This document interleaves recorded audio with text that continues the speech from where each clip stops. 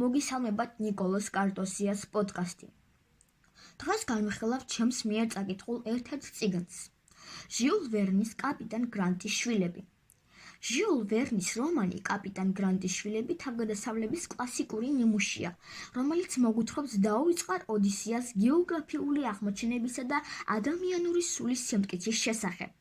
ეს არის ტრილოგიის პირველი ნაწილი, რომელსაც მოსდევს 80,000 კილომეტრი წყალქვეშ და საიდუმლო კუნძული.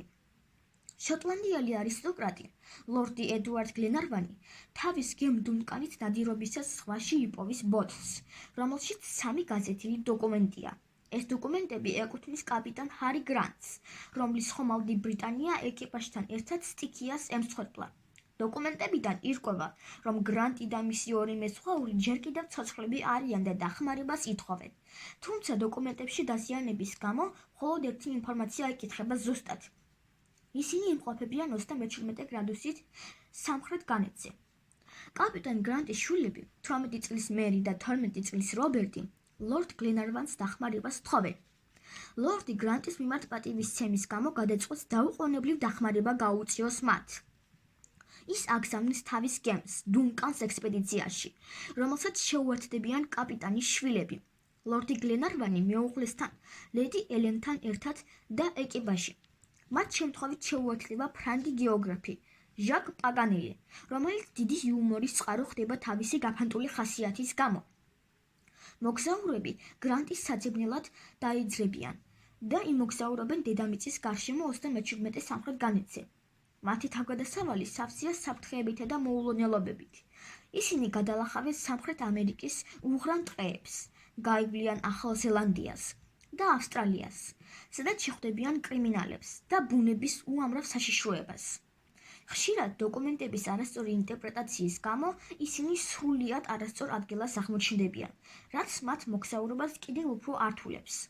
თუმცა მათი გამძლეობისა და მიზანსწრაფობის წყალობით საბოლოოდ ისინი პოულობენ გრანტს და მის 2 მეზღვაურს კუნძულ ტაბორზე, სადაც კაპიტანი მშვიდობიანად ელოდება დახმარებას. ჟიულ ვერნი ამ რომანში გეოგრაფიულ თავგადასავალს ადამიანურ ღირებულებებს უკავშირებს. კაპიტან გრანტის შვილები მხოლოდ ერთი მოგზაურობის ისტორია არ არის, არამედ ერთგულების, გამძლეობისა და უანგარო დახმარების ნიმუში. ვერნი, როგორც ჭეშმარიტი განმანათლებელი, რომანში უხვად იყენებს გეოგრაფიულ, ბოტანიკურ და ზოოლოგიურ ცნობებს.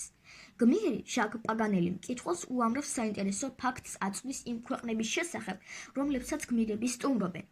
ეს რომანს შემეცნებით ხასიათს ანიჭებს და ბავშვებსა და მოსარდებს სამყაროს შეცნობისკენ უბიძგებს. პერსონაჟები კარგად არიან განვითარებულნი და თითოეულს თავისი ფუნქცია აქვს. ლორდი გლენარვანი არისტოკრატული კეთილშობილების სიმბოლოა. მერი და რობერტ გრანტი კი ბავშვური რწმენისა და იმედის.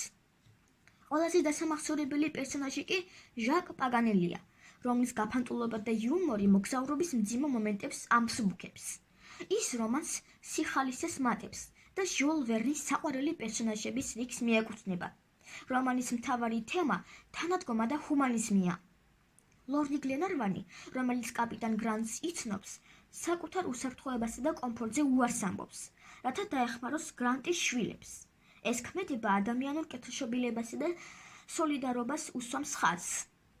მოგზაურობის განმავლობაში ვერნი გვაჩვენებს, თუ რამდენად ძლიერია ადამიანის ნება და როგორ შეუძლია მიზანსწრაფულობას და მეგობრობას ყველაზე რთული დაბრკოლებების გადალახვა. რომანი აჯილდოებს მკითხველს არამხოლოდ დაძაბული სიუჟეტით, არამედ ღრმა მორალური დატკბით.